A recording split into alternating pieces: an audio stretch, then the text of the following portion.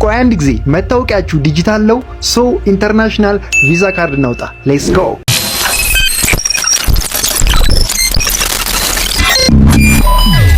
በመጀመሪያ ፕሌይ ስቶርን ከፍትና ፔፕል ብለን ሰርች እናደርጋለን።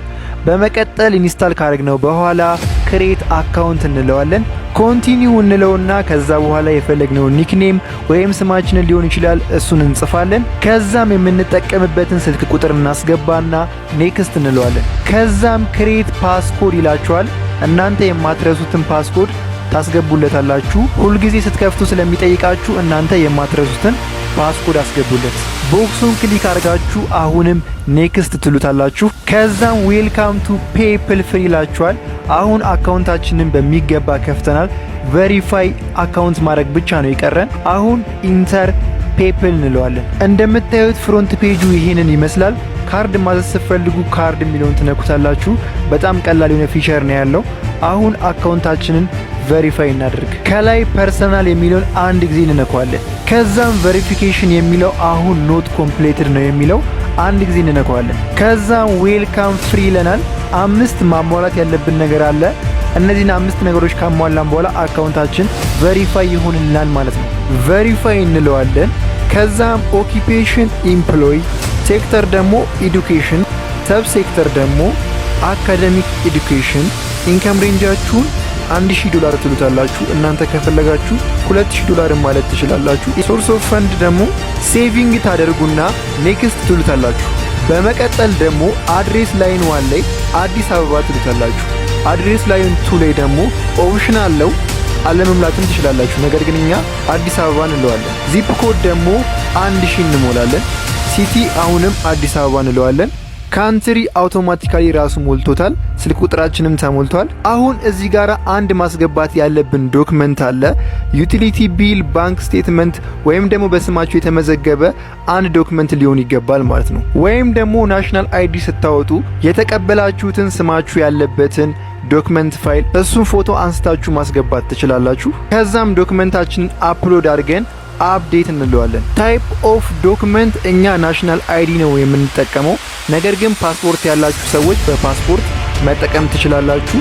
አሁን አንድ ጊዜ ቬሪፋይ እንለዋለን። ቬሪፋይ ከማድረጋችን በፊት 3 ማሟላት ያለብን ነገሮች አሉ። እሱን ቀድመ ማወቅ ይኖርብናል። አንደኛው ከገቨርንመንት ኢሹድ መሆን አለበት።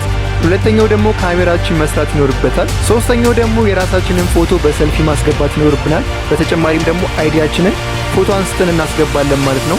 ይህንን ካረጋገጥን በኋላ ሌስ ጎ እንለዋለን። ከዛም አይዲያችንን ፍሮንት ኤንድ ባክዋርድ ፎቶ አንስተን እንድናስገባው ይጠይቀናል። እሱን እናነሳለታለን። በመቀጠል ደግሞ የራሳችንን ፎቶ ሰልፊ እንነሳና እናስገባለን ማለት ነው። አሁን ቬሪፊኬሽናችንን በሚገባ ጨርሰናል ማለት ነው። እስከ 3 ቀን ባለው ሁኔታ ውስጥ አካውንቱን ቼክ አድርገው ቬሪፋይ ያደርጉላችኋል ማለት ነው። ነገር ግን ደስ በሚል ሁኔታ 3 ቀን ድረስ አይቆይም። ከ3 እስከ 4 ሰዓት ባለው ሁኔታ ውስጥ ቼክ አድርገው ጨርሰው ሙሉ በሙሉ ቬሪፋይ ያደርጓችኋል ማለት ነው።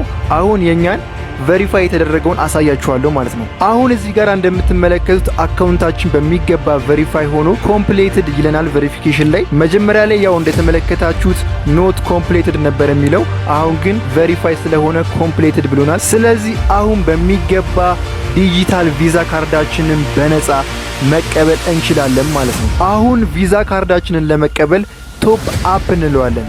ከዛም ታች ላይ ኦፍራም የሚለውን አንድ ጊዜ እንነካዋለን። ኢትዮጵያ ውስጥ ዶላር ገዝተን ወደ አካውንታችን ለማስገባት ባይናንስ ስለሆነ የምንጠቀመው አይ አግሪ እንለዋለን። ከዛም ወደ ቪዛ ካርዳችን ማስገባት የምንችለው $5 ጀምሮ ስለሆነ እናንተ $5 ጀምሮ የፈለጋችሁትን አማውንት ማስገባት ትችላላችሁ።